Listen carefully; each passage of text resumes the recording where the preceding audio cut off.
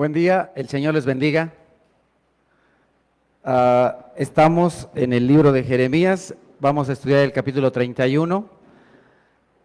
Agradecemos al Señor que Dios nos ha enseñado bastantes cosas a través de el estudio y la meditación de este hermoso libro profético.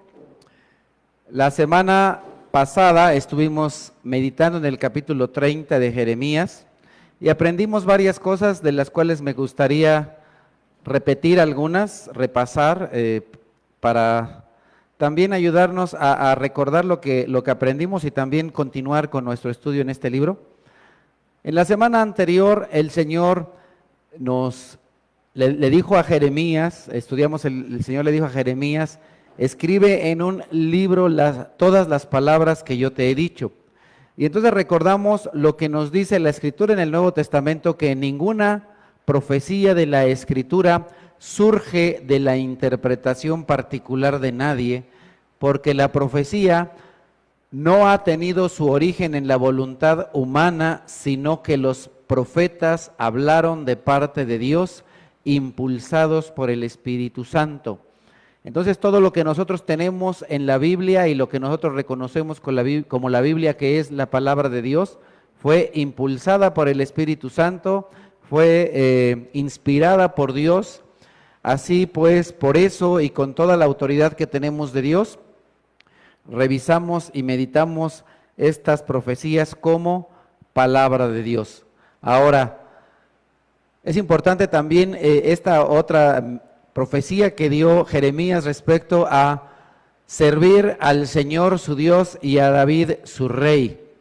Muy bien, entonces esto se llevó a cabo y también es una profecía que nos lleva a David, pero en realidad no es que David fuera él personalmente a nuevamente gobernar, sino más bien a través de Zacarías, que es padre de Juan el Bautista. Dios nos explica, nos aclara que este poderoso Salvador de la casa de David es el Señor Jesucristo.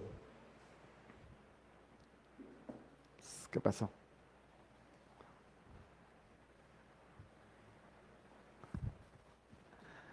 Entonces el Señor Jesucristo es este Rey de la casa de David, que viene para gobernar al pueblo de Israel, y no solamente al pueblo de Israel, sino a todas las naciones. También vemos en la Escritura, en el Antiguo Testamento, a un Dios amoroso, misericordioso, lleno de gracia. Como les he comentado en más de una ocasión, algunas personas cuando estudian el Antiguo Testamento piensan en un Dios enojón, en un Dios castigador, cosa que de ninguna manera es. Dios nos muestra en su palabra una y otra vez que Él es misericordioso y con una gracia llena. Él es tan lleno de gracia que también nos da gracia. Entonces, de esa misma manera nosotros podemos decir, cada uno de nosotros, que somos llenos de gracia. ¿Por qué? Porque Dios nos ha salvado no por nuestras obras, sino solo por su gracia, por su misericordia. También el Señor habla respecto de la importancia de tener cuidado de no maldecir, ofender, blasfemar a una persona que Dios ya ha escogido como su pueblo, como su hijo. Y finalmente también aprendimos que Dios al que toma como hijo lo castiga. Y también meditamos que hay una diferencia entre el castigo de Dios hacia sus enemigos y el castigo de Dios hacia sus hijos. Tienen dos propósitos diferentes. A los enemigos de Dios, Dios los va a destruir, pero a los hijos de Dios, Dios los va a castigar de una manera justa, y si un hijo de Dios peca, de ninguna manera quedará impune. ¿Por qué? Porque el propósito de Dios para llevarnos a un castigo es la santificación, la purificación, el que todos seamos como su Hijo Jesucristo. Muy bien, ahora vamos al capítulo 31, que es nuestro capítulo del día de hoy. Comenzamos en el versículo 1. Y dice la palabra de Dios: en aquel tiempo, afirma el Señor, seré el Dios de todas las familias de Israel, y ellos serán mi pueblo.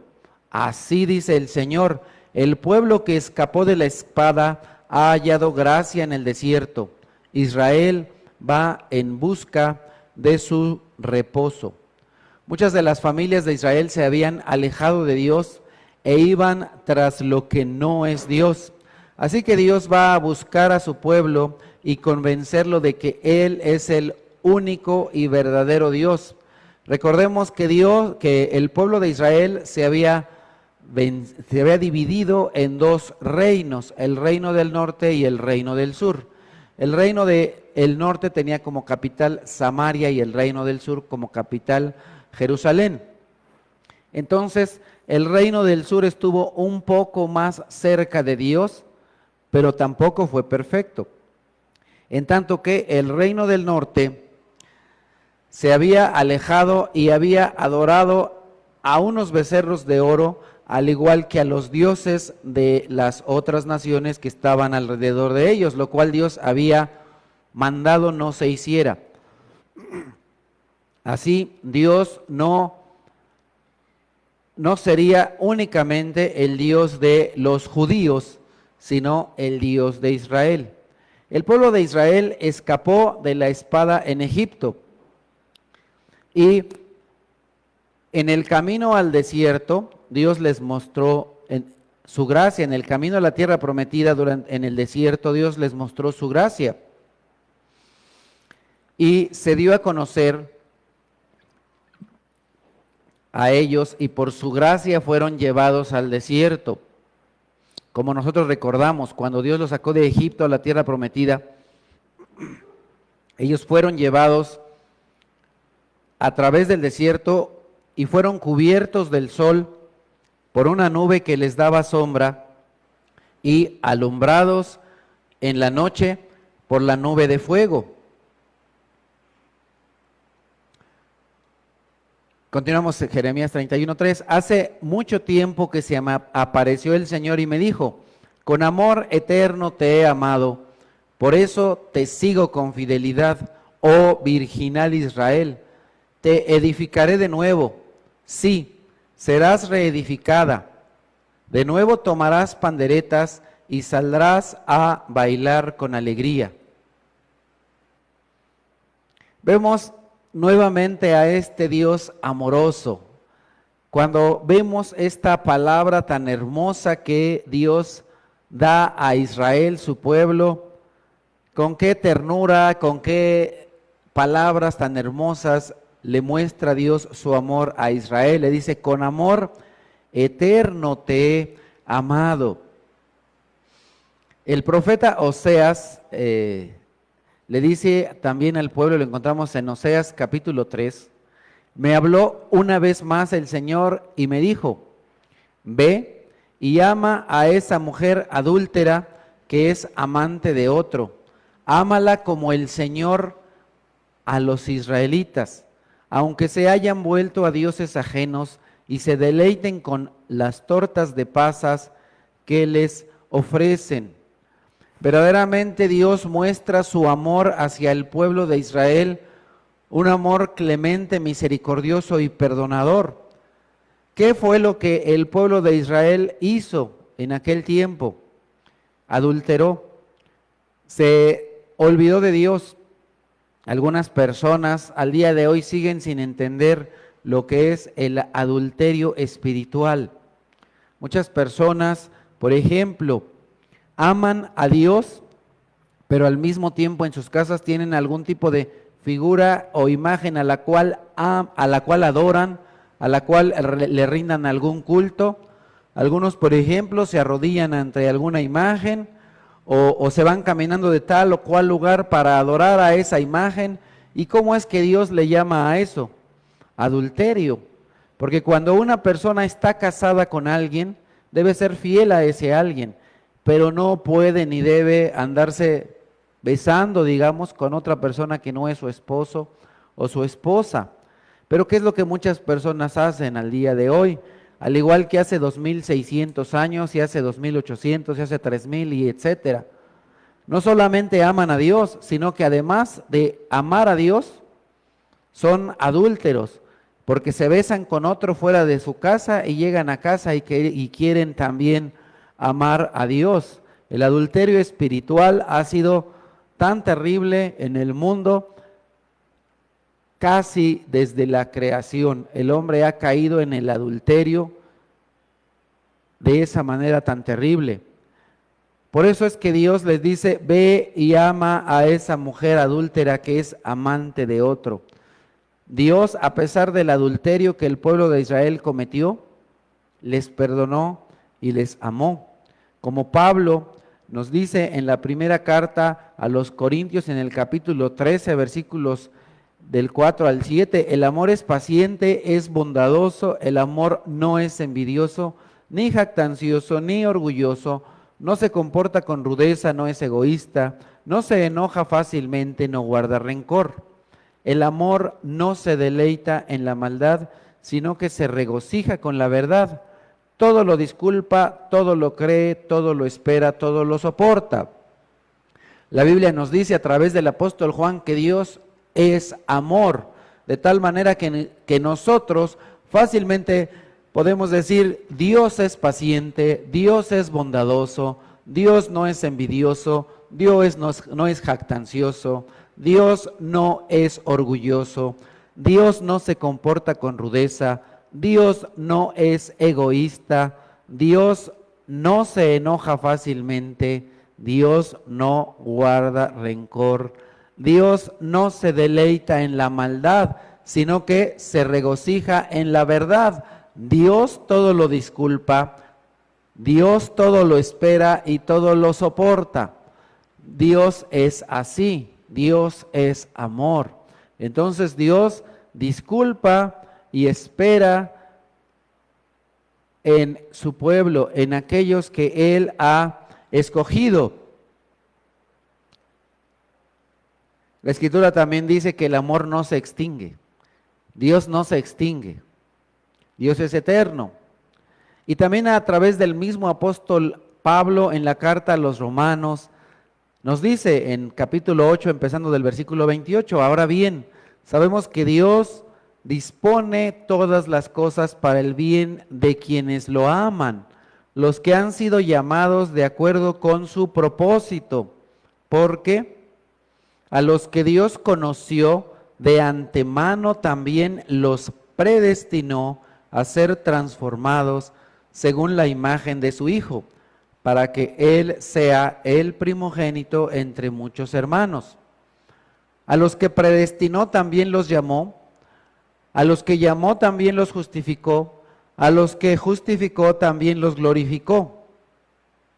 Entonces, para mí es algo maravilloso, es algo hermoso saber que en la mente de Dios, en el corazón de Dios, yo estuve desde una eternidad pasada.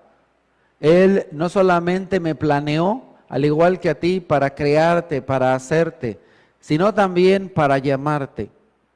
Te llamó y de una manera muy clara dice aquí el apóstol Pablo, también los justificó. Nosotros a lo mejor tenemos hijos, si no es que Dios nos dio la oportunidad de ir a la escuela, porque sé que algunos por alguna razón no tuvieron la oportunidad de hacerlo, pero tuviste tal vez hijos y en algún momento alguno de tus hijos se enfermó, pero resulta que tú llegas al día siguiente con un comprobante de que llevaste al niño a una consulta médica y entonces resulta que aunque el niño faltó 3 días, al niño no le ponen falta durante 3 días, sino que sus faltas son justificadas. Así lo es con Dios.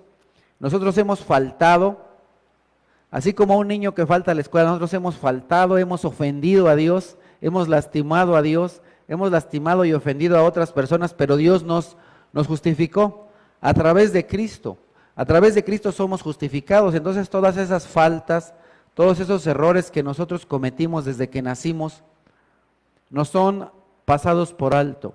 Ahora eso no quiere decir que, regresando al ejemplo del niño, eso no quiere decir que el niño no faltó. Por supuesto que el niño faltó, pero no se le considera como falta. Por supuesto que nosotros pecamos, pero esos pecados no se nos consideran como pecados, sino que se nos pasan por alto. Qué bueno saber que tenemos a un Dios así de hermoso, así de amoroso, que nos justifica de nuestras faltas, que nos justifica de nuestros pecados. Regresando a Jeremías, vamos en el versículo 5. Volverás a plantar viñedos en las colinas de Samaria, y quienes los planten gozarán de sus frutos. Vendrá un día en que los centinelas gritarán por las colinas de Efraín: vengan, subamos a Sión, al monte del Señor nuestro Dios. Durante ese tiempo de dificultad en Israel, en Judá, no era posible plantar y disfrutar de los productos de la tierra, porque como el pueblo estaba siendo lastimado por los babilonios, no tenían la oportunidad de plantar con tranquilidad, de cosechar y de disfrutar del producto de la tierra. No había la oportunidad de gozar de esos frutos. Entonces, Dios da una promesa muy hermosa, que todas las necesidades básicas que en ese momento no se estaban cubriendo de manera correcta, de manera completa, y no solamente las necesidades básicas, sino también algunas cosas deleitosas, ¿verdad? Algunas cosas que nos causan alegría y gozo, no se podían disfrutar. Con trabajos se tenía lo básico, muchísimo menos se podía disfrutar de algún deleite, de algún gozo especial. Por eso es que el Señor dice, vendrá un día en el que todos dirán, subamos a Sión. Ahora, si ustedes se dan cuenta, habla primeramente de Samaria y luego de Sión. Hace un momento les comentaba que el reino se dividió. Y entonces, este reino estaba dividido todavía en ese tiempo. Estaban padeciendo de esa división. Por lo tanto, en Samaria, capital del reino del norte, adoraban con anterioridad a los becerros de oro que el hombre hizo con sus propias manos, cosa que Dios rechaza, aborrece. Dios aborrece que una persona adore a algo hecho por las manos del hombre. Eso es algo que Dios aborrece. Tú no puedes adorar a algo hecho por tus manos, porque tú no puedes crear a Dios. Entonces eso se vuelve una total contradicción. Dios creó al hombre. Un hombre no puede crear a Dios. Si un hombre crea a un Dios, entonces ese Dios no es un Dios, sino un ídolo. Cualquier cosa que hagas con tus manos, una escultura, una pintura, algo tallado, es hecho por las manos del hombre. Por lo tanto, en toda la Biblia, a eso se le reconoce como un ídolo. Cualquier cosa hecha por las manos del hombre es un ídolo. Recordemos, Dios no puede crear, Dios creó al hombre, pero el hombre no puede crear a Dios, aunque a lo largo de los siglos y siglos y siglos, el hombre se ha empeñado por crear a sus propios dioses. El hombre ha creado una y otra vez a sus dioses, dioses a los cuales adorar. Y los crea de cierta forma, de la forma que a él le gusta, que él quiere, que le place.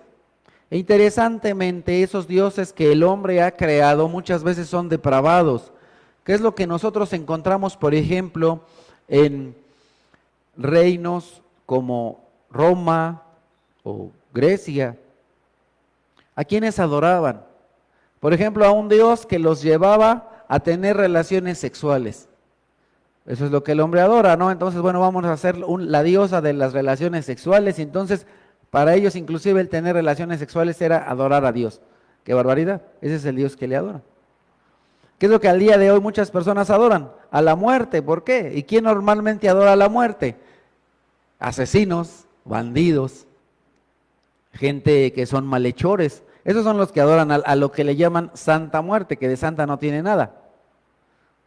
No es santa, es solamente muerte, es un enemigo de Dios que además ha sido vencido y que más adelante va a ser destruido. Pero eso es lo que la gente adora. Entonces, aquí el Señor habla acerca de ese momento en el cual las personas se olvidarán de su idolatría y entonces van a gozar del fruto de la tierra, y todos juntos, tanto samaritanos como los de Jerusalén, todos juntos irán a un solo lugar, a ese lugar escogido por Dios para su adoración, para su alabanza. Versículo 7 en adelante: así dice el Señor, canten jubilosos en honor de Jacob, griten de alegría por la mejor de las naciones, hagan oír sus alabanzas y clamen, salva, Señor, a tu pueblo, salva al remanente de Israel. Yo los traeré del país del norte, los reuniré de los confines de la tierra, volverá una gran multitud. Recordemos que por la desobediencia y la infidelidad de Israel fueron llevados no solamente a este lugar del norte, a Babilonia, sino a otros países, a otros lugares. Así pues, Dios dice que llegará un momento en el que habrá alegría, habrá gozo. ¿Y qué es lo que pasará? Van a gritar a Dios, van a cantar jubilosos y van a gritar a Dios, sálvanos, Señor, salva a tu pueblo, salva al remanente. No a todo Israel, lamentablemente, sino al remanente, a un remanente fiel. A lo largo de la historia, no todo Israel ha estado comprometido con Dios. No todos los israelitas han adorado al único y verdadero Dios. Lamentablemente han sido unos pocos. Eso lo vimos en Israel y al día de hoy lo seguimos viendo. Si ustedes meditan cuántas personas hay en el mundo y de toda esa cantidad de personas, cuántas personas están en un lugar en el cual se alaba a Dios, al Dios verdadero, se le honra, nos vamos a dar cuenta que son muy, muy poquitas. En comparación del total de las personas habitantes del mundo, son muy pocas las que verdaderamente están ahí con Dios, siguiendo a Dios, obedeciendo a Dios. Y aún, lamentablemente, hace un momentito hablábamos de que Dios llama a personas y justifica a personas, pero también como el Señor Jesucristo lo dijo, pues muchos son los llamados, pero pocos escogidos. Dios llama a todos al arrepentimiento, Dios llama a todos a perdón, Dios llama a todas las personas del mundo a decirles, yo soy Dios, crean en mí, confíen en mí. Pero algunos tapan sus oídos, cierran sus ojos, no quieren ver, no quieren oír la verdad, le dan la espalda a Dios y dicen, no me importa lo que tú me digas, no te quiero oír, no te quiero ver. Quiero seguir llevando la misma vida que tengo hasta ahora. Una vida desordenada, una vida alejada de ti. Pero unos pocos se mantienen ahí, fieles a Dios. La Escritura dice a través de Deuteronomio en el capítulo 32, porque el Señor, desde que sacó a su pueblo de Israel de Egipto hacia esa tierra prometida, Él les dijo, llegará un momento en el cual por su desobediencia los voy a dispersar, los voy a llevar a muchos lugares, pero en aquel momento ustedes se acordarán de mí y clamarán a mí, y entonces yo vendré y los rescataré.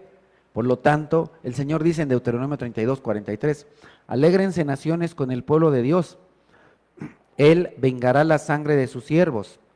Sí, Dios se vengará de sus enemigos y hará expiación por su tierra y por su pueblo.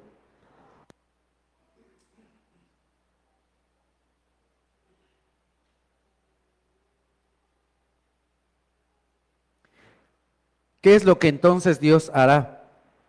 Dios echará fuera sus pecados, los lanzará fuera. No solamente su tierra, sino también su pueblo, o al revés, el pueblo y la tierra, todo eso será libre será limpio. Y esto deberá llevar a que muchas naciones, no solamente la nación de Israel, se alegren junto con el pueblo de Dios, ya que recordemos que a Dios le importan todas las naciones, no solo la nación de Israel. Nosotros lo encontramos desde el libro de Génesis, cuando Dios dijo a Abraham: porque en ti serán benditas todas las naciones. Entonces Dios ha querido bendecir a todas las naciones desde el principio de los tiempos. Dios quiere que todas las personas le conozcan, que todas las personas le acepten como único y verdadero Dios. Y nos continuamos aquí en Jeremías 31, en el 8. Entre ellos, entre todos los rescatados, entre todos los que van a venir a la ciudad santa, a Jerusalén. Entre ellos vendrán ciegos y cojos, embarazadas y parturientas. Entre llantos vendrán, y entre consuelos los conduciré. Los guiaré a corrientes de agua, por un camino llano, en el que no tropezarán. Yo soy el Padre de Israel, mi primogénito es Efraín. Dios aquí nos dice en esta porción de la Escritura que no hay ningún impedimento para acercarse a Dios. En efecto, a veces nosotros vemos impedimentos, pero esos impedimentos son nuestros impedimentos, no los de Dios. Dios no es ciego, ni tampoco está cojo, ni tampoco tiene dolores de parto. Dios es sano, Dios es santo, Dios es fiel, Dios es poderoso. Y entonces todas estas personas, aquí Dios hace un énfasis en personas que tienen cierta dificultad o tal vez discapacidad, alguna dificultad para moverse, para trasladarse, alguna dificultad para acercarse a Dios. Entonces Dios nos dice: no hay ningún impedimento para que te acerques a mí. Y ahora puedes ver esto no solamente para Israel, sino también para ti mismo. En este momento Dios te diría: no hay ningún impedimento para que tú te acerques a mí. No hay ningún tipo de dificultad física o aún espiritual que haga que tú te acerques a mí. A pesar de tus defectos, y también podríamos decir, a pesar de tus pecados, a pesar de tus limitaciones. Nosotros tenemos muchas limitaciones físicas, pero Dios no las tiene. Nosotros tenemos muchas limitaciones espirituales, pero Dios no la tiene. Entonces, nosotros vemos que por nuestros medios, por nuestra propia cuenta, es no solo difícil, sino imposible llegar a Dios. No podemos llegar a Dios solos. Necesitamos que se nos abra un camino, que se nos aplane un camino. Y entonces esto es lo que Dios dice: vendrán ahora por un camino llano, por un camino plano, no por un camino difícil, no por un camino complicado.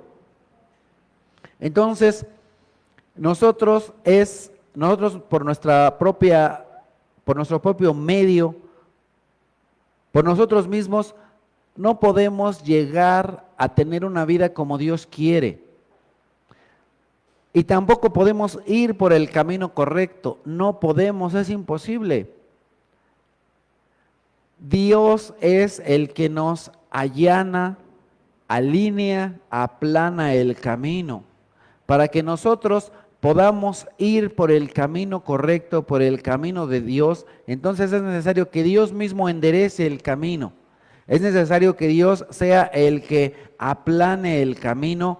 Dios es el que endereza nuestras vidas, porque nosotros, a la verdad, llevamos vidas torcidas, vidas incorrectas, vidas muchas veces lejos de Dios y lejos de su voluntad.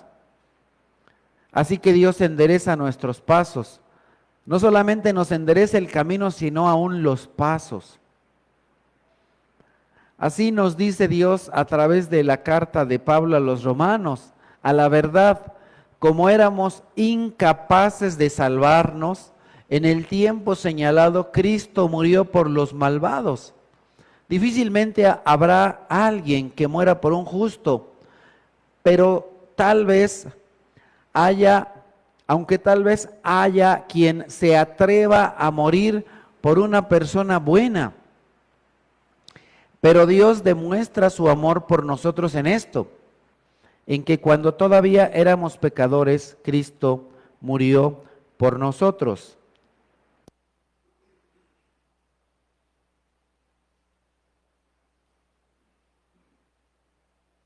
Eso es lo que hemos estado diciendo desde hace un momentito. Nosotros éramos incapaces de salvarnos. No nos podíamos salvar. Nadie se puede salvar a sí mismo. A veces algunas personas con una cierta buena intención, por ejemplo, cuando alguien parte de este mundo, que dicen, era tan bueno, se va a ir al cielo.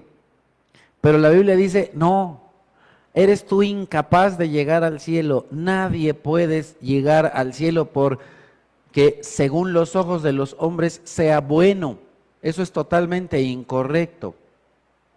La única manera de llegar al cielo, la única manera de salvarte de la ira de Dios, la única manera de llegar a la casa de Dios es aceptarlo como tu Padre, aceptar que necesitas un Salvador, aceptar que eres pecador. Y entonces dice aquí la Escritura, difícilmente habrá quien pueda morir por un justo, muchísimo menos por un malvado. ¿Quién? Si de pronto pasara por la calle un asesino, alguien que acaba de matar a una persona, y entonces salieran los vecinos y dijeran, atrápenlo y vamos a matarlo. ¿Quién de aquí, de los que me está escuchando, podría decir, no lo maten, mejor mátenme a mí?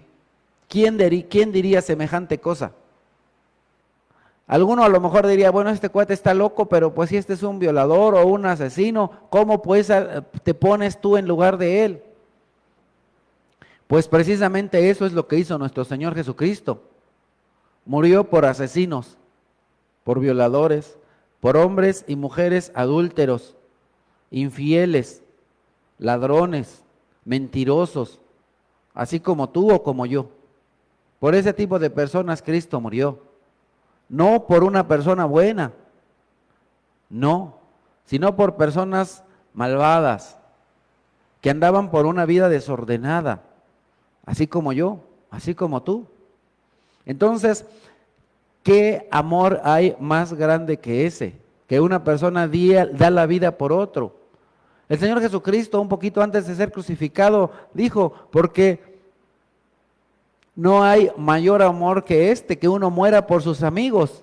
Y Él no solamente lo dijo, lo volvió una realidad, y Él murió por sus amigos. De tal manera que toda persona que acepta este hermoso sacrificio en la cruz se convierte en amigo de Dios.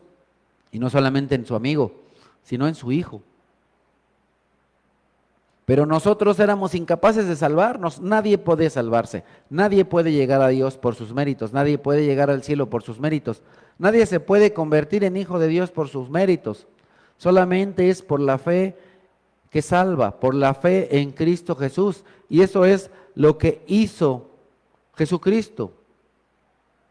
Jesucristo es el camino, la verdad y la vida. Y Él mismo dijo, nadie viene al Padre si no es por mí.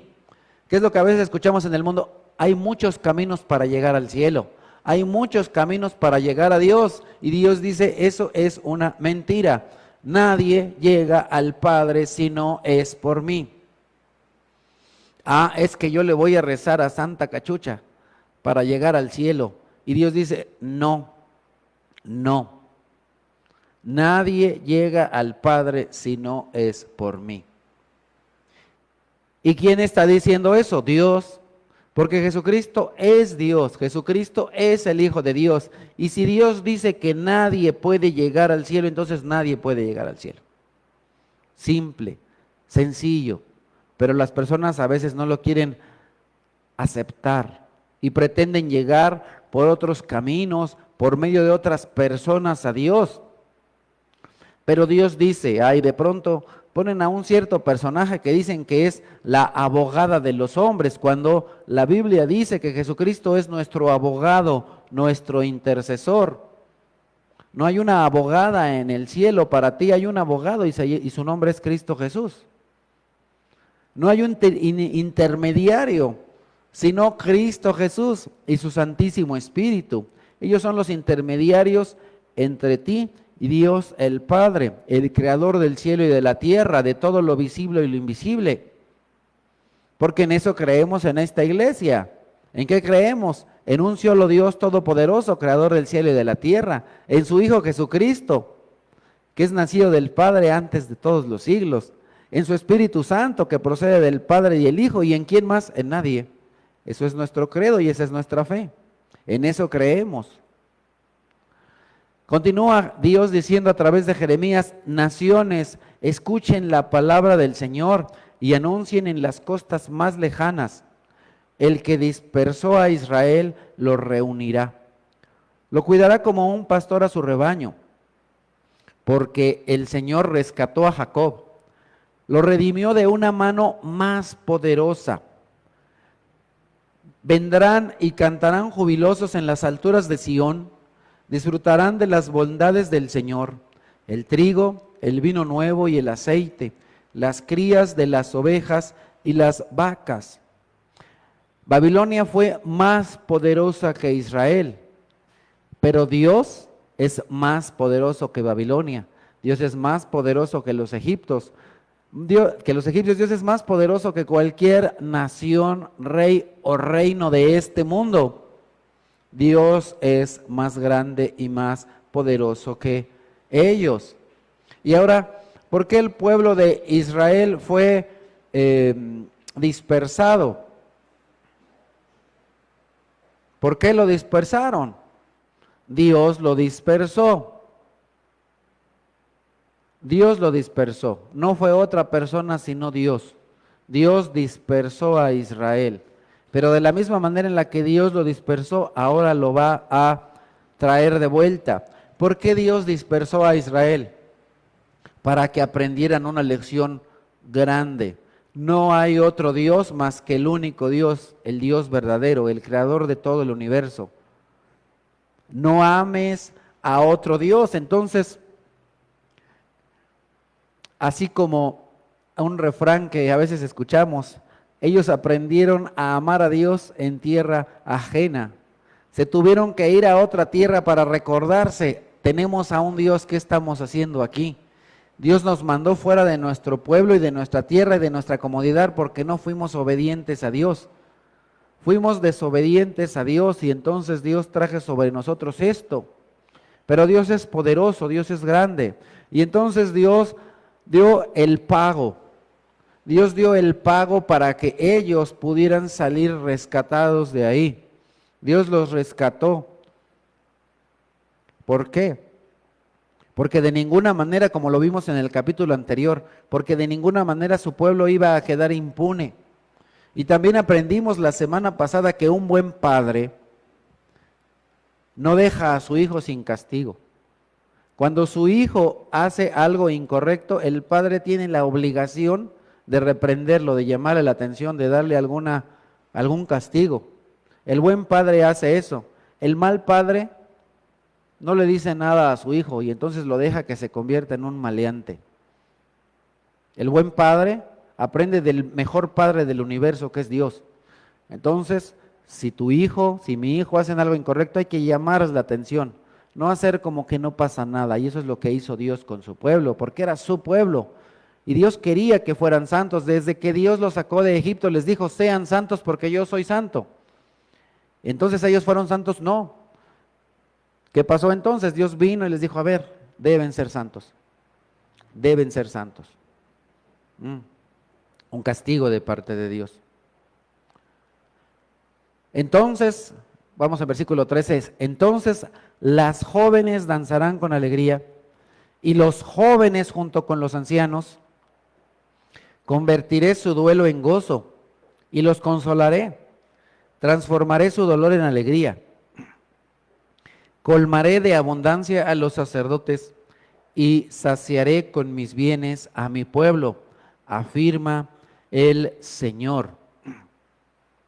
Aquí tenemos dos cosas interesantes en estos versículos. Primeramente, la alegría de la salvación y también una profecía del final de los tiempos que al día de hoy todavía no ha sucedido.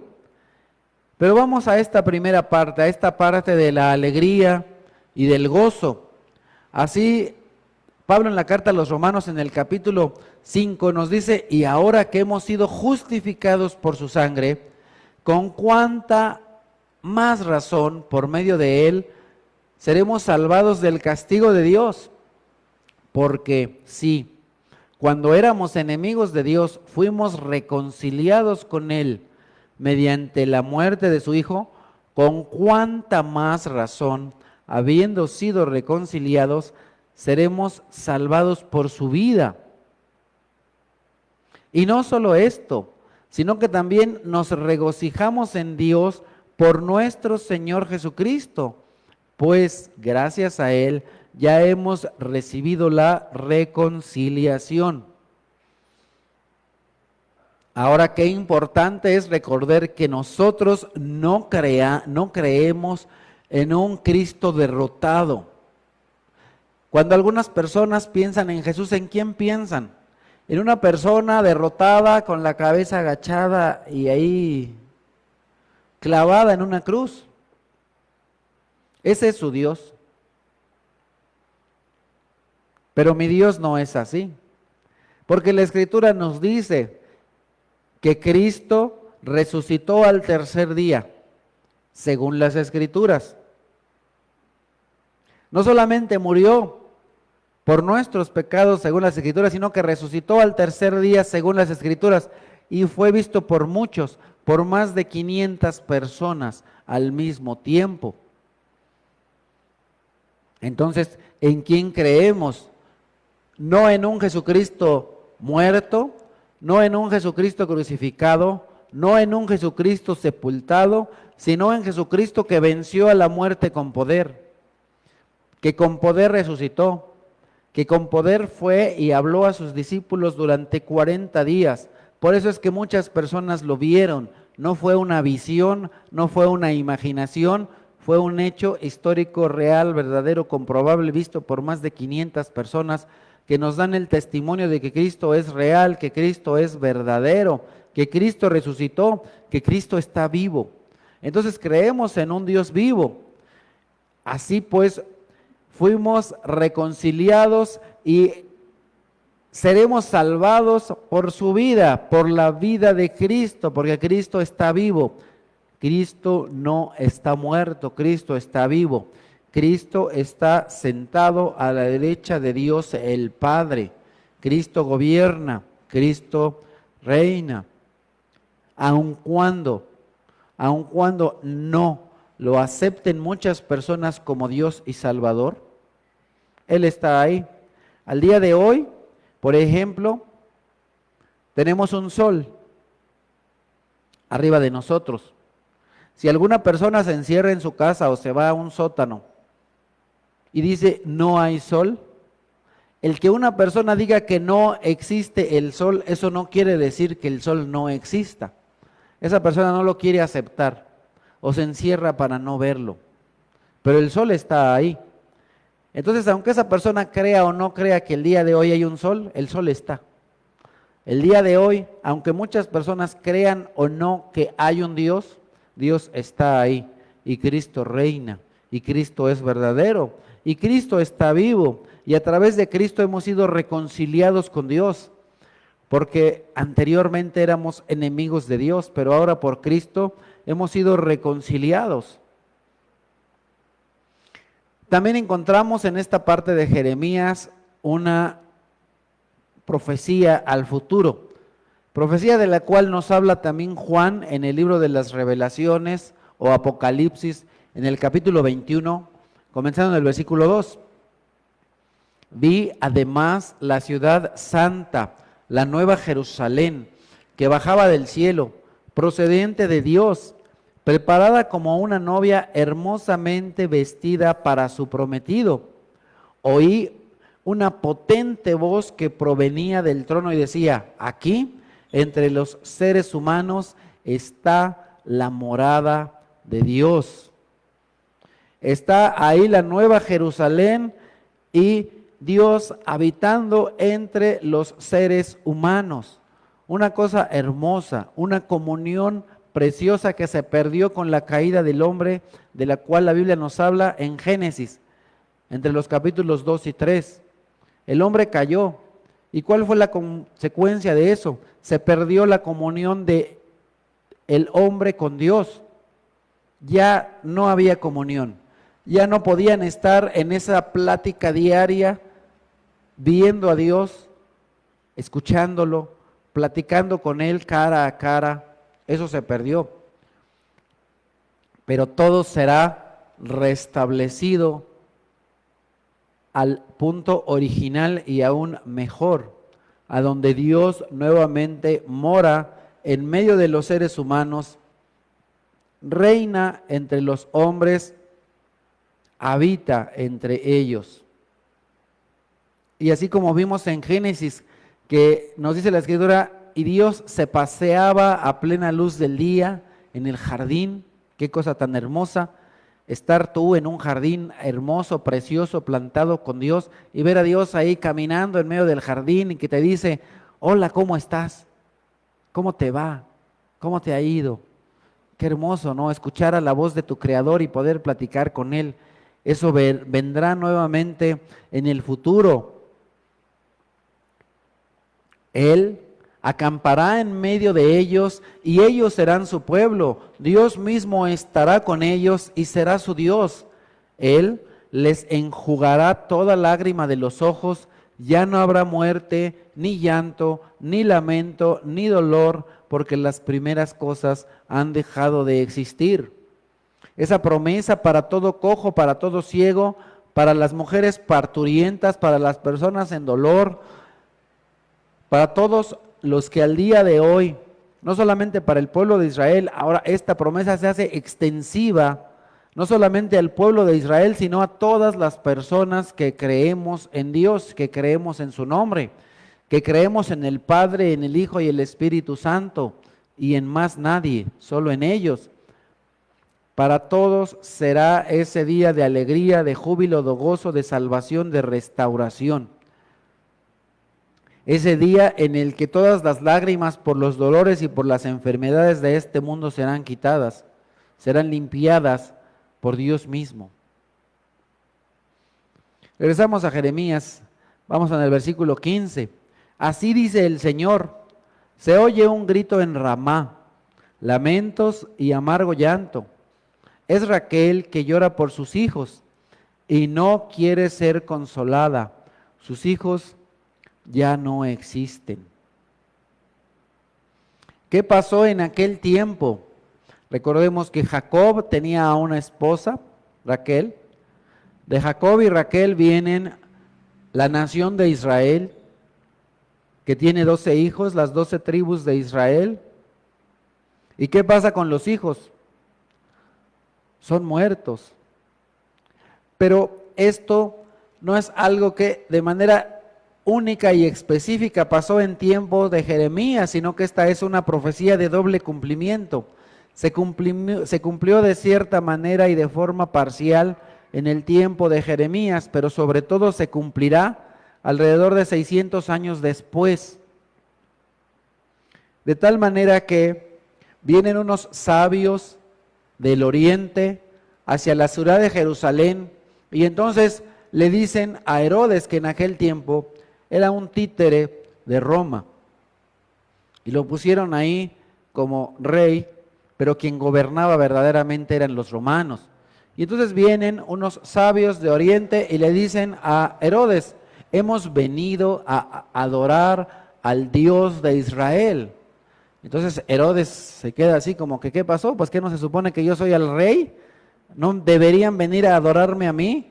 Pero no se referían, por supuesto, a él, sino al Hijo de la promesa, al Hijo único de Dios que se encarnaría. ¿Y qué es lo que hace este hombre? Pues se enciende en cólera porque le dicen que vienen a adorar al rey. Y así encontramos en el Evangelio según San Mateo en el capítulo 2, empezando en el versículo 16. Cuando Herodes se dio cuenta de que los sabios se habían burlado de él, ¿por qué se habían burlado de él? Porque Herodes les dijo, cuando encuentren ese niño me dicen dónde está para que yo también lo adore. ¿Verdad? Por supuesto que los sabios, después de venir y honrar al Rey de Reyes y Señor de Señores, son advertidos por Dios de que no regresen por ese camino, que se vayan por otro lugar.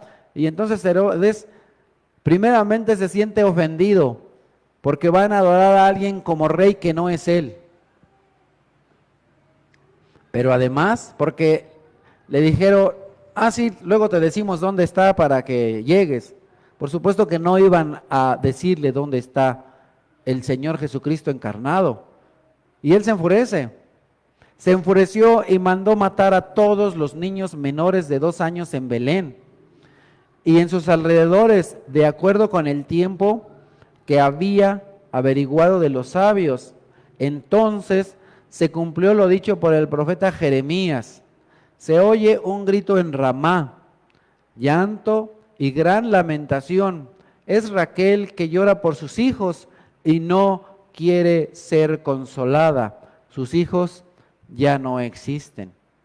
Así pues, todos estos niños fueron asesinados por un hombre con pensamientos diabólicos, perversos, porque no quería que se adorara al Dios verdadero. Y Jesucristo es el Dios verdadero. Continuamos en Jeremías 31:16. Así dice el Señor: reprime tu llanto, las lágrimas de tus ojos, pues tus obras tendrán su recompensa, tus hijos volverán del país enemigo, afirma el Señor. Se vislumbra esperanza en un futuro, tus hijos volverán a su patria, afirma el Señor. Por cierto, he escuchado el lamento de Efraín. Me has escarmentado como a un ternero sin domar, y he aceptado tu corrección. Hazme volver y seré restaurado, porque tú, mi Dios, eres el Señor. Yo me aparté, pero me arrepentí. Al comprenderlo, me di golpes de pecho. Me siento avergonzado y humillado, porque cargo con el oprobio de mi juventud. ¿Qué pasó con Efraín? Se alejó de Dios. Se alejó de Dios y Dios hizo una cosa correcta.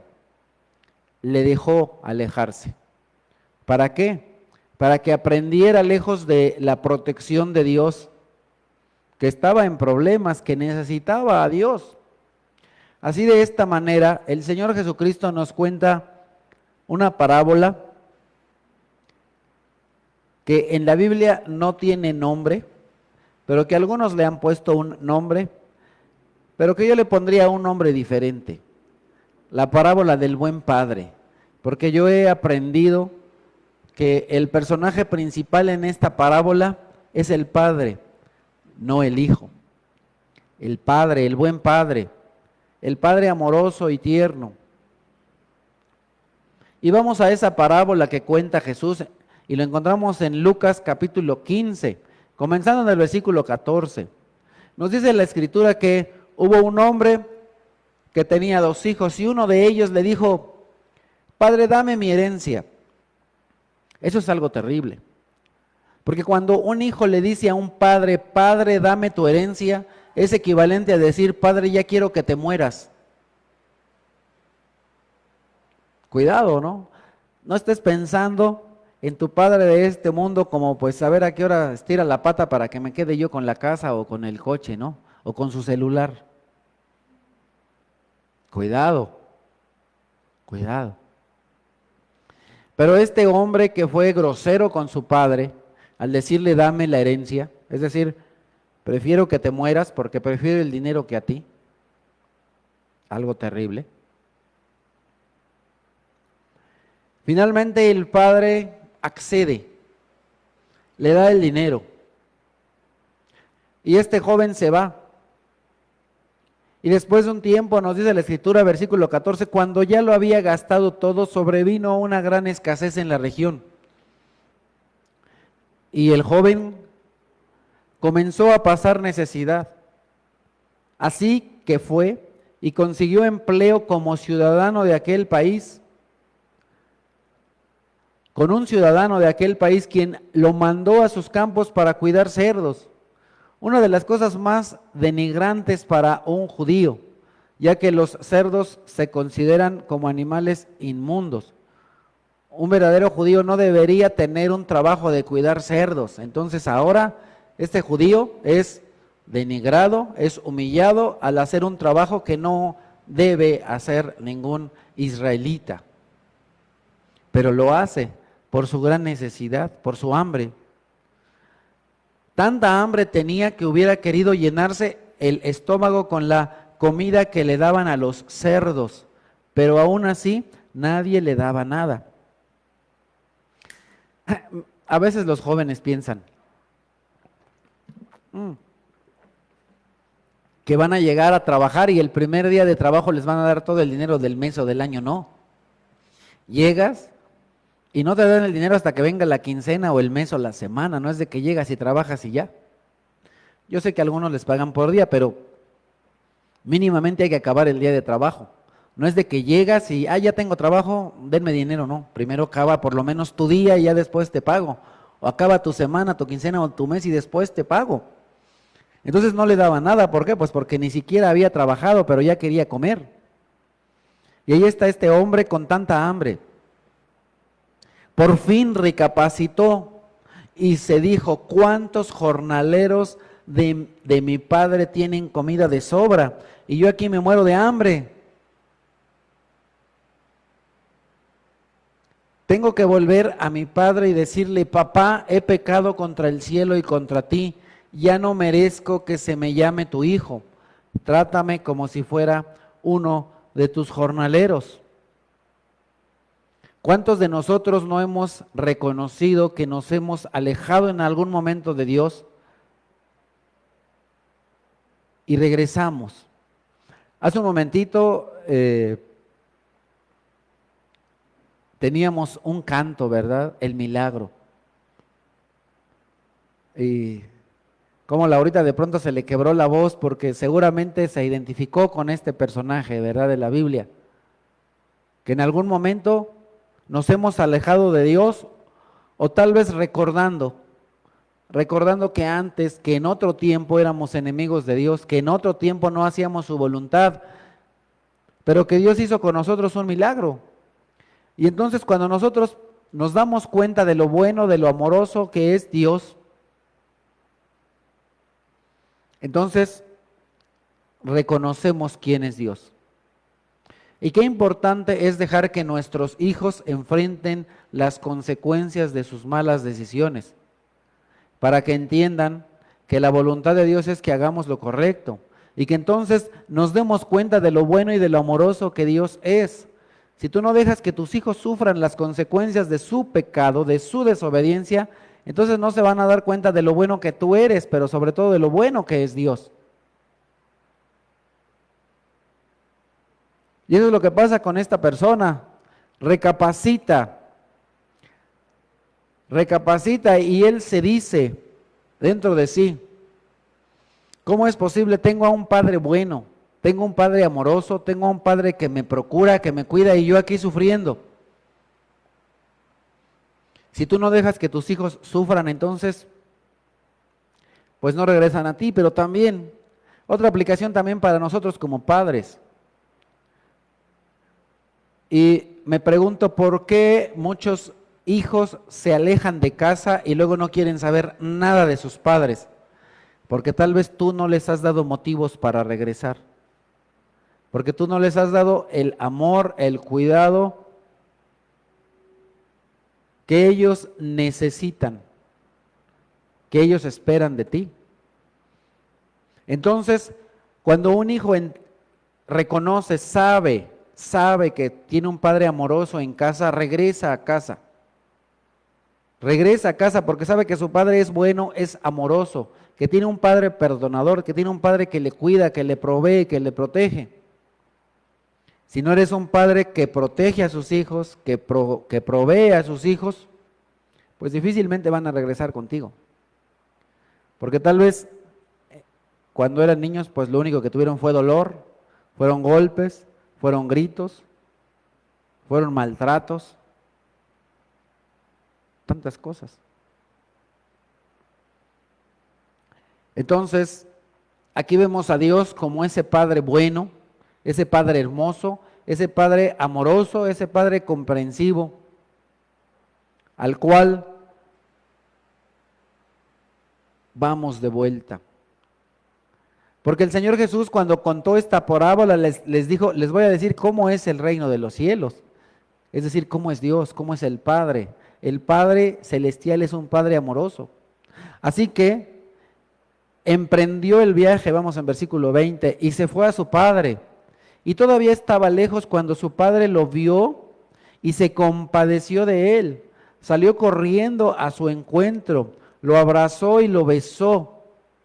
El joven le dijo, papá, he pecado contra el cielo y contra ti, ya no merezco que se me llame tu hijo. En esta traducción, tal vez no se alcanza a notar todo lo que pasa, pero nos dice la Escritura que cuando el padre todavía lo vio ahí a lo lejos, salió corriendo a su encuentro. Entonces, han de saber que un israelita en aquel tiempo usaba algo similar a una túnica, ¿sí? Y entonces esa túnica estaba amarrada con un cinto al centro y eso tenía, digamos, una falda, y no es que fuera mujer, ni se pusiera una falda de mujer, era una túnica que al amarrarla, una túnica entera que al amarrarla, pues lo de abajo era como una falda, ¿verdad? Entonces el padre, en un cierto sentido, para poder correr, un padre judío para poder correr, han de saber que los judíos, igual que por ejemplo una mujer, imagínate una novia, ¿no? Con un vestido largo, no puede correr tan fácil. Para correr, ¿qué es lo que tiene que hacer? Pues se tiene que levantar la falda y echarse a correr, porque si no se la levanta no corre. Entonces, cuando los judíos estaban, nosotros cuando escuchamos esto de que pues el padre se echó a correr, tal vez no entendemos porque no sabemos el contexto histórico. Pero un padre judío de aquel tiempo, ¿qué es lo que tenía que hacer? Levantarse la falda para echarse a correr. ¿Y sabes qué es lo que pasaba cuando un hombre se levantaba las faldas? Se humillaba. Porque un padre caminaba, no tenía que echarse a correr. Entonces él al correr fue humilde y fue corriendo al hijo. Es más, el padre ve a lo lejos al hijo y él se echa a correr. También esto me lleva a pensar que cuando tú das un paso, Dios da uno pero grande, agigantado, veloz, rápido. Y ahí sale el padre corriendo, lo abraza y lo besa.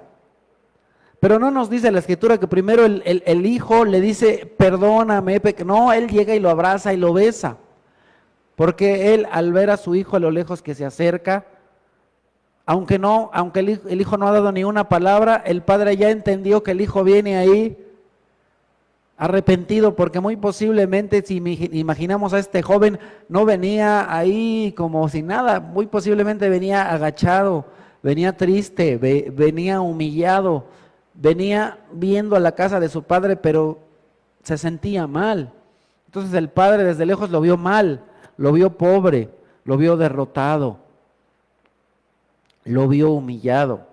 Por eso el padre sale corriendo ahí al encuentro del hijo, y entonces ya después de que el padre lo abraza y lo besa, el joven le dice, papá, he pecado contra el cielo y contra ti, no merezco que se me llame tu hijo.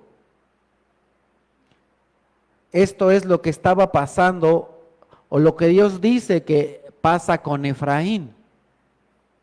Pero el padre le ordenó a sus siervos: pronto, pronto, traigan la mejor ropa para vestirlo, pónganle también el anillo en el dedo y sandalias en los pies. Traigan el ternero más gordo y mátenlo para celebrar un banquete, porque este hijo mío estaba muerto, pero ahora ha vuelto a la vida. Se había perdido, pero ya lo hemos encontrado. Así que empezaron a hacer fiesta. ¿De qué nos viene hablando Jeremías en esta parte y de qué el Señor Jesucristo nos habla acerca de esta parábola en la cual encontramos al Padre bueno con dos hijos perdidos? Uno estaba perdido cuando salió a la casa y el otro estaba perdido aún dentro de la casa. Los dos hijos estaban perdidos. Si le llamábamos a esta parábola la parábola del hijo pródigo, pues en realidad deberíamos ir de los hijos pródigos, porque los dos estaban perdidos. Nada más que uno estaba en la calle y el otro estaba en la casa, pero los dos andaban totalmente perdidos. Espiritualmente estaban perdidos.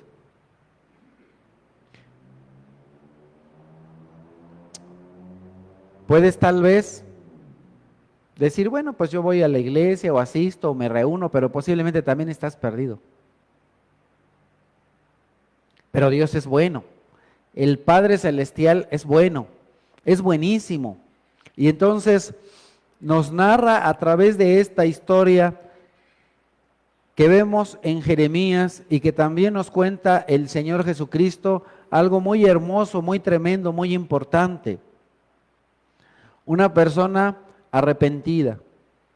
Pero ¿qué es lo que dice la Escritura respecto de este buen padre cuando el hijo regresa a casa, cuando el hijo viene, cuando el hijo se da cuenta que es pecador y que ha hecho lo malo delante de Dios?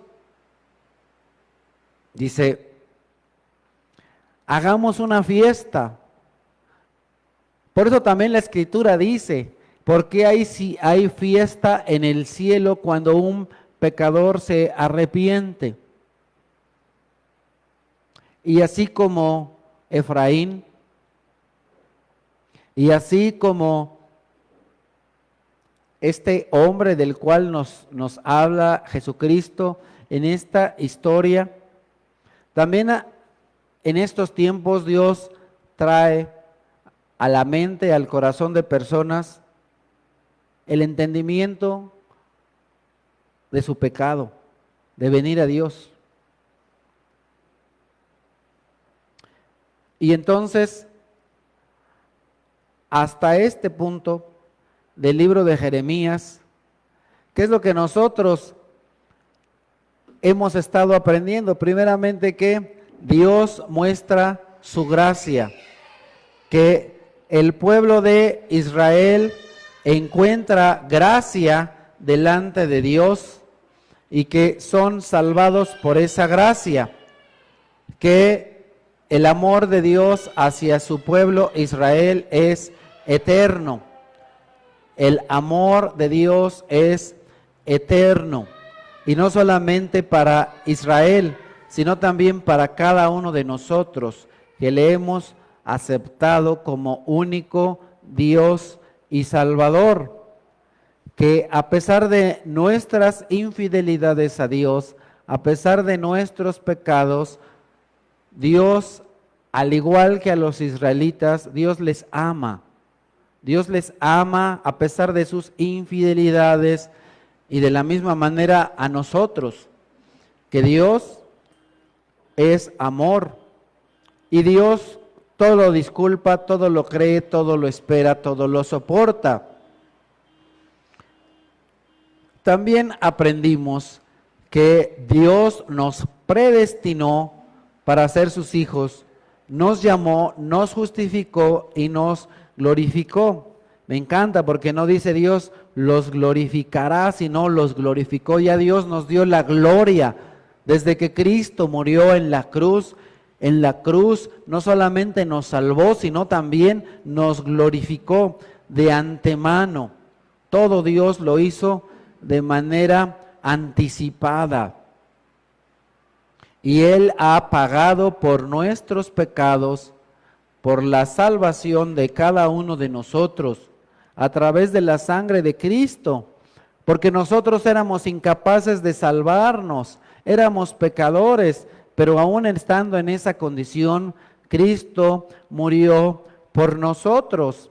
Así que Dios espera que de la misma manera que se nos dice en esta porción de la Escritura, si tú todavía no eres salvo, te arrepientas, pero si tú ya eres cristiano y por alguna mala decisión te has apartado de Dios, arrepiéntete. Arrepiéntete así como Dios dice de Efraín. Arrepiéntete así como Dios habla de este joven en esta hermosa parábola del buen padre. En esta parábola que Dios habla, que Dios Jesucristo habla del Padre Celestial. Este capítulo tiene bastantes enseñanzas, pero vamos a hacer una pausa el día de hoy en este pasaje de Jeremías capítulo 31 para continuar la próxima semana en Jeremías 31, pero vamos a hacer una oración para que pongamos en las manos de nuestro Dios la enseñanza de hoy. Amadísimo Señor, Dios Todopoderoso, Señor nuestro, Padre bueno, Padre de misericordia y de gracia, te bendecimos y te alabamos. Te agradecemos, Señor, porque en esa gracia tan enorme nos has salvado, porque enviaste a Cristo Jesús para morir por nosotros, porque de ninguna manera éramos capaces de salvarnos, no éramos capaces ni lo somos ahora. Pero por tu gran amor hacia nosotros, fue que enviaste a tu Hijo Cristo Jesús para morir por nosotros en una cruz. Y Señor, te damos gracias, porque vemos en Jesucristo a nuestro Salvador que no quedó tendido o puesto, colgado en esa cruz, ni tampoco quedó en un sepulcro, sino que resucitó al tercer día. Y Él está vivo, Señor, está contigo. Está sentado a tu derecha y está esperándonos junto contigo para abrazarnos y besarnos, para recibirnos con alegría y con gozo en tu casa, tu morada eterna, la cual tú quieres compartir por amor con nosotros. Te bendecimos y te damos gracias en esta mañana por este amor que nos has dado. En el nombre precioso de Cristo Jesús. Amén. Muy bien, y ahora, muy a propósito de la predicación del día de hoy, tenemos a alguien que quiere darnos el testimonio, un testimonio de su vida. Así es de que le voy a pedir de favor que pase aquí al frente y nos platique.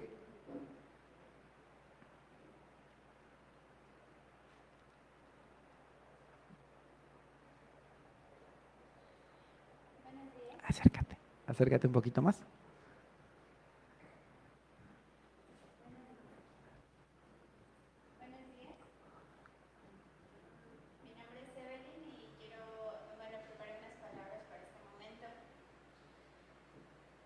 Durante la mayor parte de mi vida he actuado improvisadamente.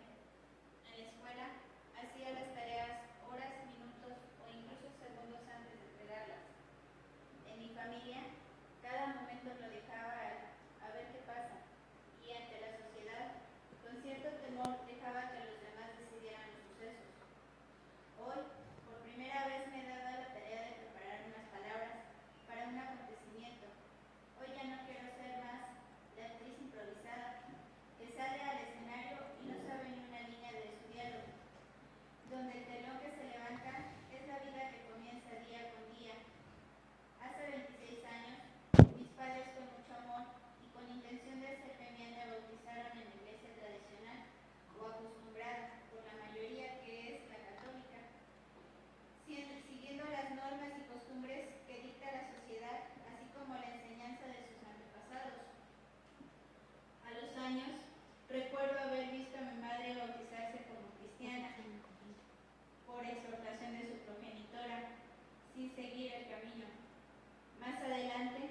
Convenzo a la hora padre de mis dos hijas a ir a un grupo de autoayuda, únicamente por hacer lo que era conveniente en el momento. A los pocos años recaí en adicciones, regresando con esto a las actitudes del pasado.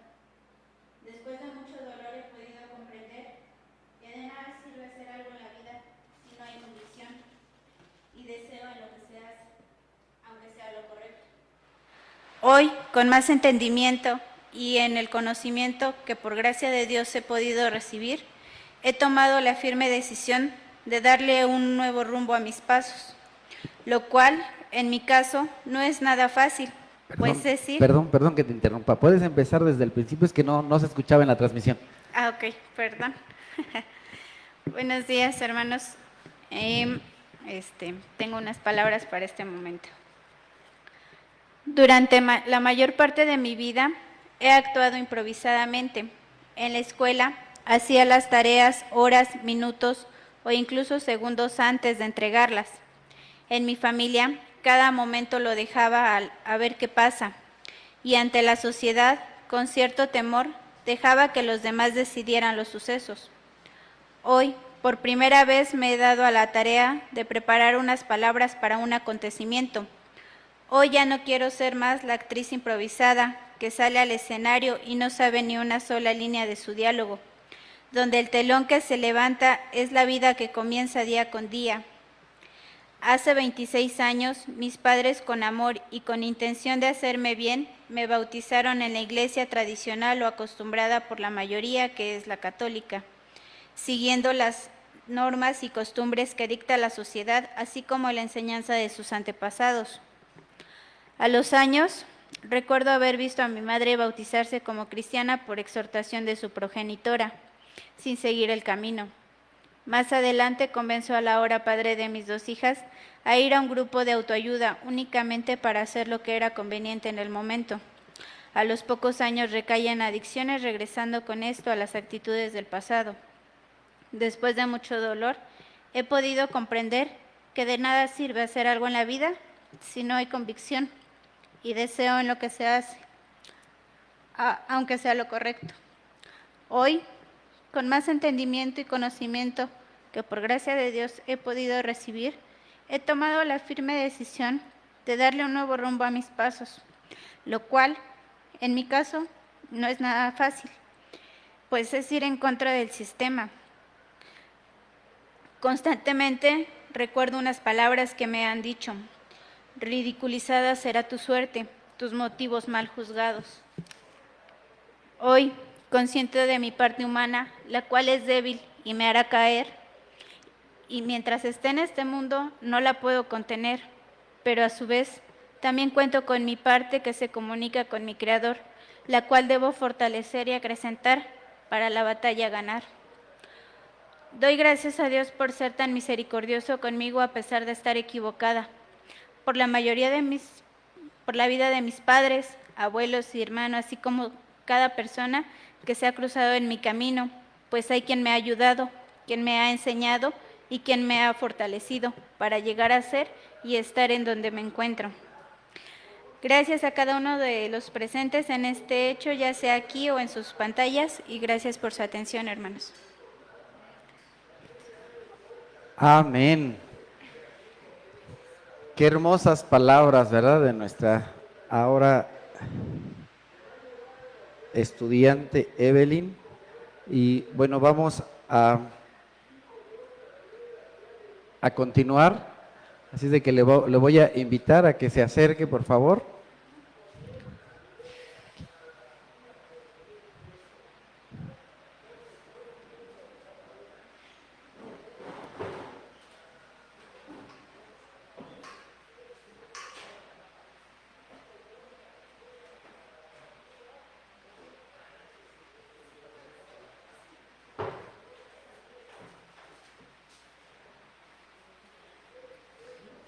Bueno, Evelyn, ya que escuchamos este hermoso testimonio en esta mañana, quisiera aquí preguntarte, ¿por qué te vas a bautizar? Si nos quieres compartir. Claro. Hoy declaro que soy pecadora, por lo cual pido perdón a Dios, mi Creador, y acepto su perdón. Reconozco a Cristo como mi único Salvador y acepto a Dios como mi Padre. Amén.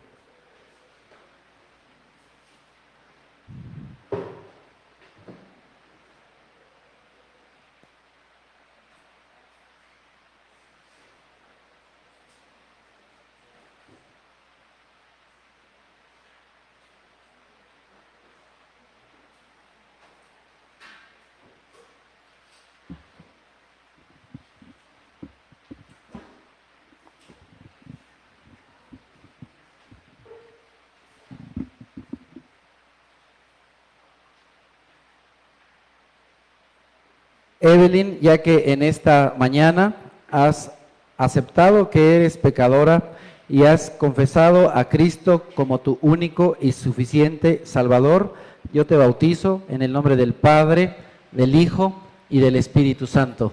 Sé salva.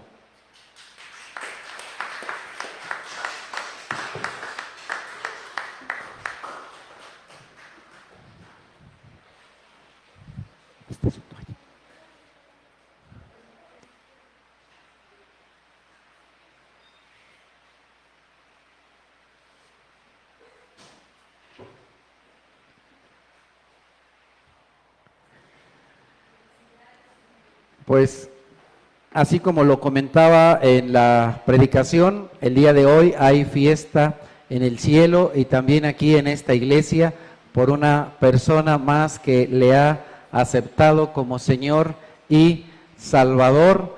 A todos en casa, muchas gracias por acompañarnos. El Señor les bendiga y les cuide.